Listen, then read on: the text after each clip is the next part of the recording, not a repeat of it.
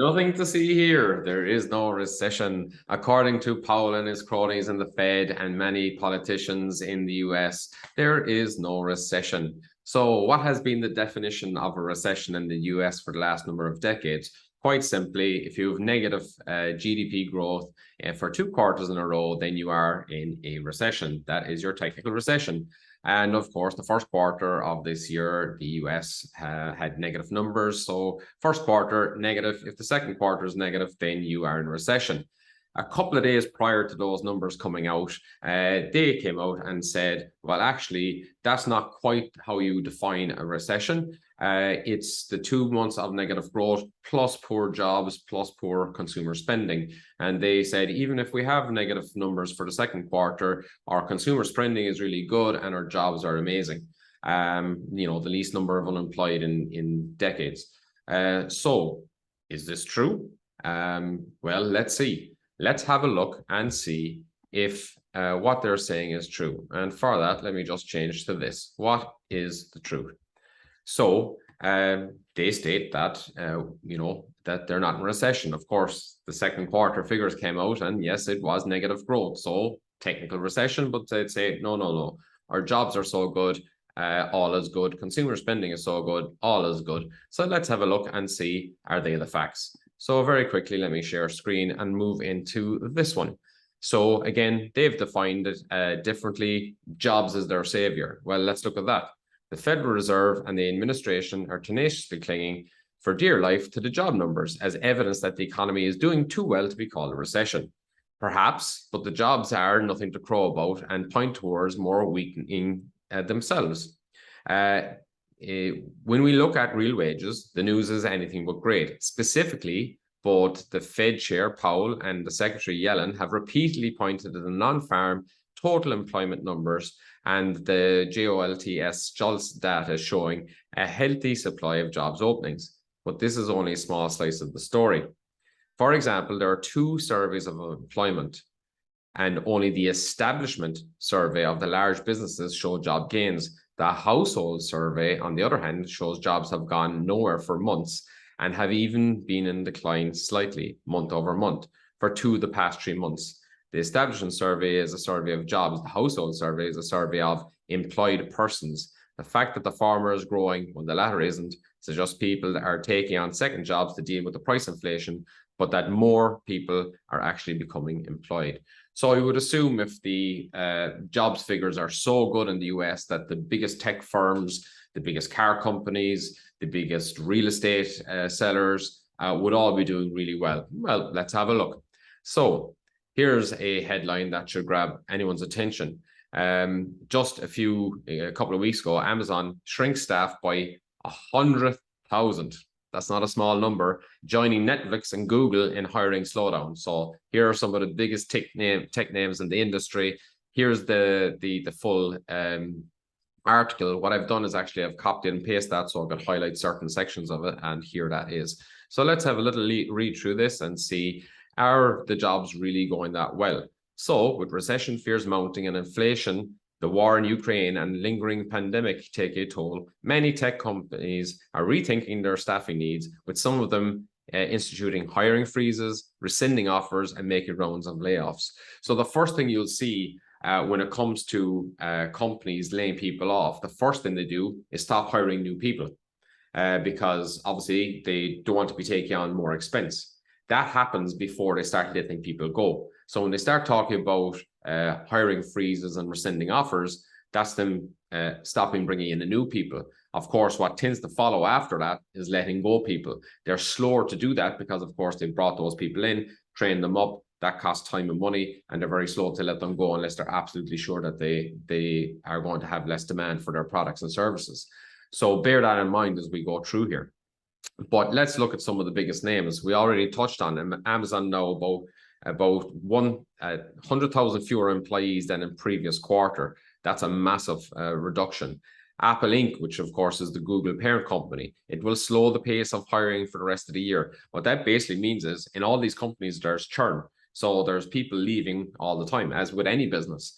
What they're doing is they're not replacing them. So in turn, they actually have less employees. Of course, what comes next? Starting to let people go. Apple, another small company we'll all be aware of, is planning to slow hiring. Cavan & Co., an online used car retailer, lays off 2,500 people in May, about 12% of its total workforce. Coinbase, anyone into crypto will be aware of, it's cutting 18% of its staff in June to prepare for an economic slowdown. It also rescinded job offers, and the CEO has said, we appear to be entering a recession after a 10-plus economic boom. Compass Inc., a real estate brokerage platform, is eliminating 450 positions, about 10% of its staff, according to filing last month. Gemini Trust, again, another crypto people will be aware of, crypto platform, it's announcing a 10% staff reduction in June. It reported the company laid out another 7% in July and said leaked plans show it was seeking to cut a total of 15%. So there's a continuous cutting here. GoPuff, a grocery delivery app, is laying off 10% of its workforce and closing dozens of warehouses. The cuts will affect about 1,500 staff. These are all big numbers. Meta, of course, Facebook, slash plans to hire engineers by at least 30%. CEO Mark Zuckerberg told employees that he is anticipating one of the worst downturns in recent history. The company has more than 77,800 employees at the end of March. Huge cuts going on. Microsoft, another huge tech company, told workers in May that it was slowing down hiring in the Windows office and team groups as it braced for economic volatility. And they've been eliminating many job openings, a freeze that will last indefinitely. Netflix, another huge company, cuts 150 employees in May and 300 in June. OpenSea, an NFT platform for cryptocurrencies, laid off 20% of its staff in July 14. And it goes on and on. Peloton Interactive announced that plans to cut about 2,800 jobs globally, roughly 20% of its corporate roles. Redfin, real estate brokerage, 8% of its staff. Robinhood Markets, an online brokerage, 9% of its workforce. Rivian Automotive, obviously car company, 14,000 employees and could make an overall reduction of around 5%. Huge numbers. Salesforce Inc., Shutterfly, Shopify, all names we'll know. An e-commerce platform laying off 1,000 employees. That's 10% of its workforce. Stitch Fix, an online personalized styling service, said in June that it was pursuing a 15% reduction. Tesla, the electric vehicle maker, cut 200 automotive workers. In an interview with Bloomberg, the CEO, Elon Musk, said that about 10% of salaried employees would lose their jobs over the next 3 months. It just goes on and on. Twitter initiated a hiring freeze and began rescinding jobs offers in May. Vimeo, video sharing platform, cut 6% of its workforce. Whoop Inc., a fitness wearable startup, laid off 15% of July. Does this sound like the jobs market in the US is going particularly well at the moment? You've got the biggest car companies, the real estate companies, all laying off, the biggest tech companies, all at the very minimum with a hiring freeze, most letting people go. Let's have another look. These are actual announced job losses since, you can see here, since May 2022, so the last couple of months. 4,480 laid off here. Meta, which is Facebook. Notice it says hiring freeze in May. We'll see that coming up later. Uber, hiring freeze. 400 jobs. 1,000 jobs in the BBC. 300. Coinbase, another one talk about hiring freeze. This is in June. Another 472. 500 from TomTom. Tesla, 10% of its workforce. These are huge numbers. Another 208, 250, 950. Coinbase, hiring freeze in May. 18% of its workforce being cut in June, just 1 month later.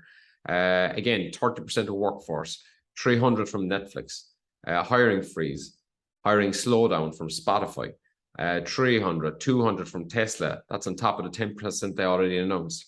500%, another automotive company. 637. 30% of employees from Twitter. These are simply huge numbers. 29% from Hopin. 600, 700 from a car company. Meta, once again, it was a hiring freeze earlier. Now it's 1 month later. It's people being left go. 2,000. It just goes on. 35%, 30%. and so on. 40%, 450 people, 1,000 people, 390. I think you can see the picture here, Ford, 8,000 people. So yeah, the jobs are going brilliantly in America. That's why they can say they're not in recession, because the job scene is going so well. I think we can say, you know, what is the truth? Is that the reality on the ground? It certainly doesn't appear so. So they are stating that they're not in a recession. They changed the definition, that it's not just 2 negative quarters, which they've had, but because their jobs are just absolutely booming and things are going so well. I think it's fairly obvious to see that's not the case. The other one they said was the consumer index, that there's plenty spending going on at the minute. Let's have a look at that one. So 40% of Americans are struggling to pay their bills. That's not paying money to go on holidays. That's simply just to pay their bills. They're struggling to make ends meet, many taking extra jobs on just to be able to pay the bills. Does that sound like a consumer economy that's going well? On top of that, how are they paying their bills? How are they keeping their standard of living going? Well, as inflation soars, new data shows that many Americans are charging their credit cards more. Credit card debt has jumped by 13% in 1 year, the biggest increase in 20 years. While balances still remain below pre-pandemic levels, interest rates could soon soar to record highs as the Fed continues to rate hikes. Don't know about you, but that certainly doesn't sound to me like a consumer platform that's built on, you know, money that they have in place. They're using credit card debt to try and keep what they've gotten used to, and all this money was just flowing in when the governments and the Fed were simply printing trillions of dollars into the market. Everyone got used to, you know, buying into shares, buying into whatever, buying the new car. Now they're trying to keep that standard of living going, but they're doing it by using credit card debt, which is certainly not a good platform for the future of the economy in the US. So now, are they in a recession? I think it's plainly obvious to see that the US is either in a recession or certainly on the pathway to it. The big question coming up is the overall economies around the world in recession? The last time that the US and the Western countries got into recession, it was China who came powering in behind with huge demand and creating, you know, huge manufacturing, creating products and services and huge economic activity that helped balance the, you know, what was going on in the West. Will that be the case now? Well, let's have a quick listen to Michael Pinto. He's a fund manager, one of the biggest money managers in the US. He's on a program here called Wealthion. I'll put a link to this video so you can watch the full video. Also, I'd highly recommend you subscribe to the Wealthion channel. It's absolutely some amazing guests on there with a wide range of views of what's happening. But let's listen to him and see what he has to say what's going on. Just about a minute. Bubble was undeniable. We had, you know, trillions of funds, over $10 trillion of negative yielding debt. The U.S. 10-year note was yielding 0.33% at the nadir. Junk bond market was 4%. Home price to income ratio, all-time record high, a record increase in home prices. And we just talked about the 210% total market cap to GDP. So we have this issue that, you know, these bubbles are bursting, and the reconciliation, I call the grand reconciliation of asset prices, is going to occur. The Fed is going to do it, and just the business cycle is going to do it. But it's not just the United States. I want to hasten to add that over 80 global central banks are now tightening interest rates. The United Kingdom is projected to be in a recession in the second half of 2022. European Union, recession, second half of 22. Japan, in a recession. The United States, 2 back-to-back quarters of contracting growth. China, their manufacturing sector is in contraction because their real estate is in a debacle. The real estate complex is a complete mess. And in China, the real estate is the economy. So we have a global recession now. It's not just the United States.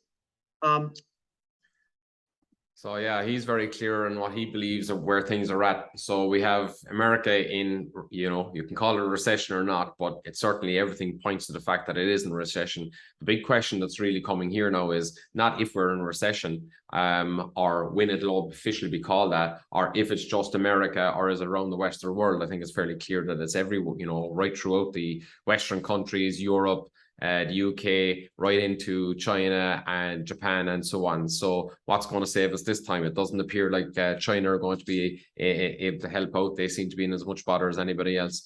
All the while they're talking about, you know, food shortages, you know, green energy scenario and so on. And of course, the energy crisis that appears to be happening as Russia are still involved, obviously, in the Ukraine. So the bottom line is, how are the Fed going to deal with this? They're currently increasing interest rates in order to try and bring inflation down, and they will continue to do so. They absolutely have to get that inflation down in order for themselves. Even if you look at the previous video where I speak about the dollar, the strength or weakness of the dollar, and whether it can remain a reserve currency, certainly a video worth watching. But where to from here? As they continue to increase interest rates, it reduces the velocity in money. It means that the likes of companies that depend on that debt in order to keep functioning and keep growing and even buy back their own shares, all that's going to slow down or stop. That in turn automatically has to crash the markets and maybe the economy and all. So here's the real crux. If they continue increasing the interest rates and inflation doesn't get down to where they want it to be, which is around 2%, currently, in around 9%, then if they have to pivot and start printing again, which is highly likely something they will do, then if they do that before inflation comes down, then we could be heading not just for a recession, and I believe we're already in one, but actual depression. And the question I have for you is, if that were to happen, are you ready? Are you prepared? How can you prepare? In the previous information I put in the Telegram group, I've spoken and put in some videos regarding gold and silver. I personally think it's a really wise investment to be making now. If you have some already, maybe you should have more. If you have none, I strongly suggest that you at least look at, maybe buying a little bit here and there. But absolutely buy physical. Make sure you're getting physical and make sure you have somewhere safe to store it. That's, of course, not in your home. And so that's one option. There are many other options that are worth looking at, and that I will look at in the next video. So like, share, subscribe, and we'll talk to you all soon.